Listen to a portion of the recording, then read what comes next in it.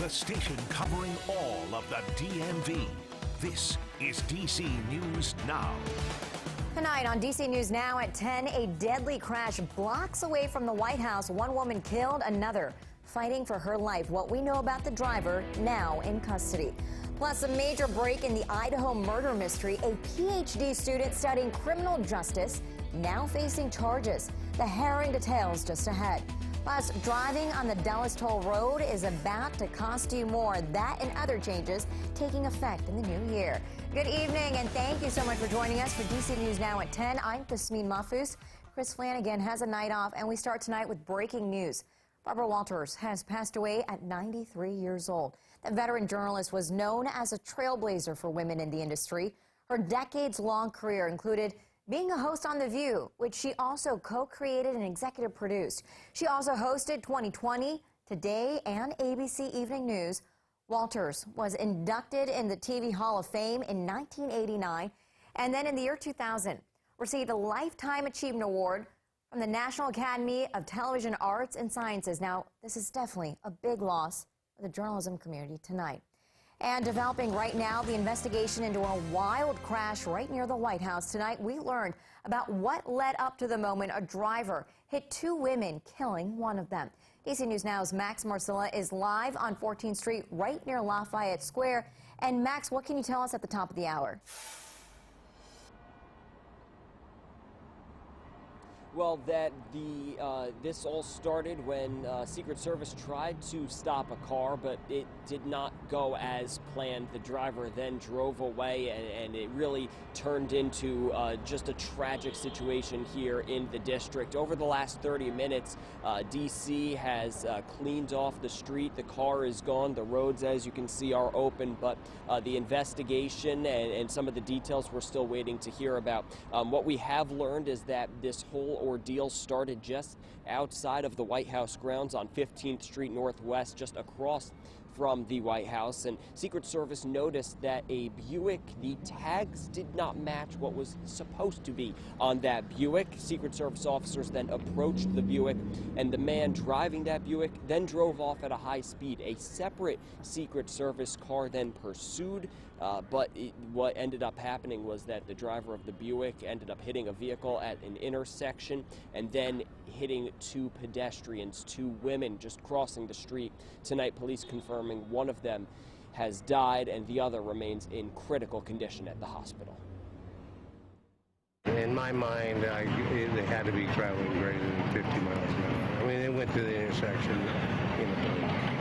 At this point right now, there'll be a multitude of charges. We are actually working in consultation with the United States Attorney's Office. The driver is under arrest, but we're working in consultation with them right now to get all of the charges.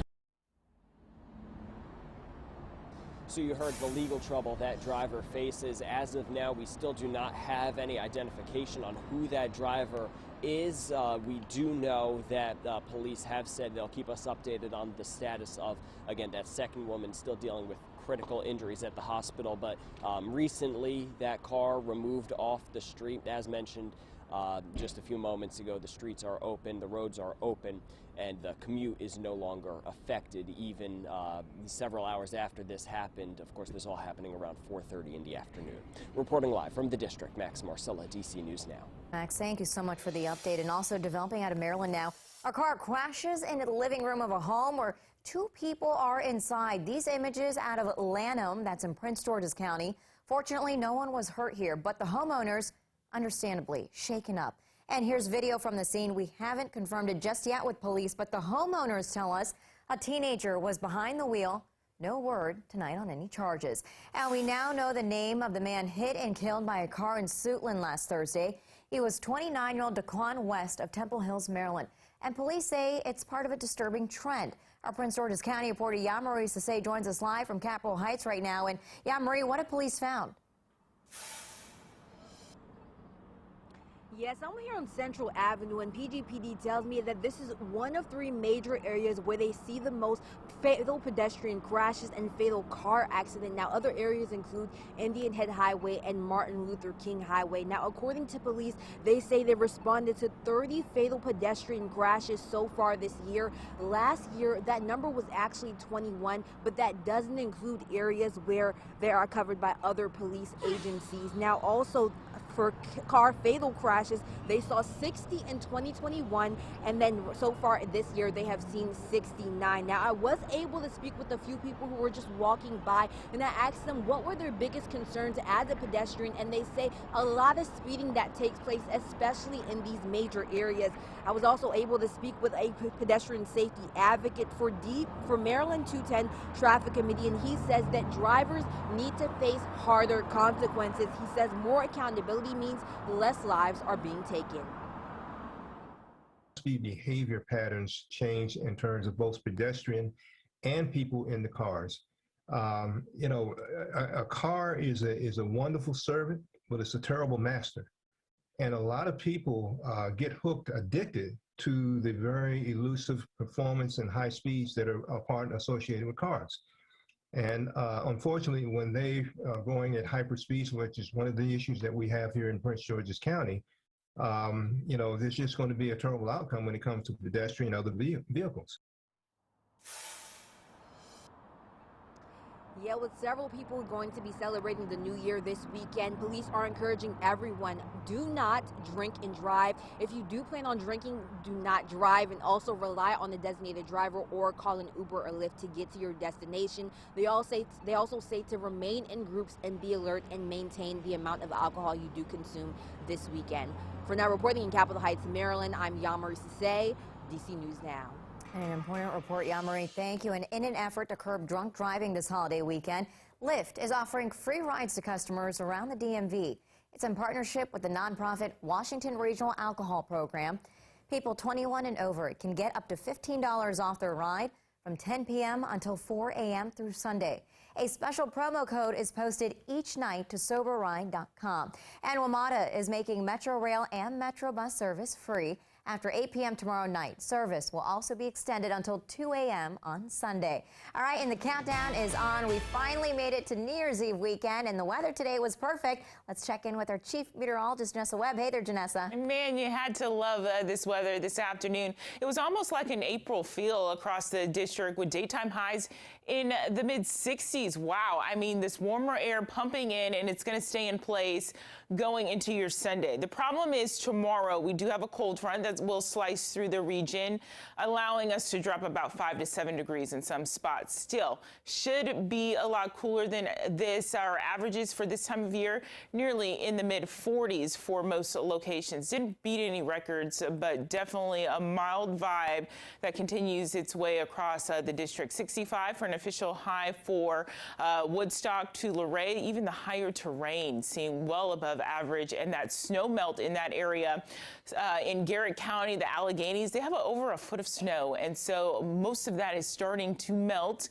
and any icing really not a problem at this time. 67 for Fredericksburg, in the lower 60s out towards the eastern shores into Annapolis as well. So your daytime highs, they're going to continue to get better day by day. What you'll have to deal with is rain showers and then dry weather and then rain once again. We'll look at that in our extended forecast, but look at this. Each day, Saturday afternoon, we're looking at a high of 56, Sunday in the lower 60s. The apex of these temperatures really moving in by midweek next week, as many spots will hit 70 degrees. Tasmin? And starting this Sunday, drivers will have to shell out even more on the Dulles Toll Road. So the average trip will cost most drivers $6. That's $4 at the main plaza and $2 at the ramp. The extra $1.25 will help pay for the new Silver Line Rail project. Also, going in effect in the new year, another bump to Virginia's minimum wage. So starting tomorrow, it'll jump to $12 per hour. This is only $1 of an increase from the current rate of $11. Also, Virginia's sales tax on groceries and personal hygiene products will end, and that's going to save you about $1.50 for every $100 spent. Now, another new law will control how much of your personal data is collected, And then schools must notify parents about sexually explicit material in lessons. And new Maryland law is taking effect in the new year, a $20 million water assistance relief program. It's going to cover outstanding water bill payments accrued since the start of 2020.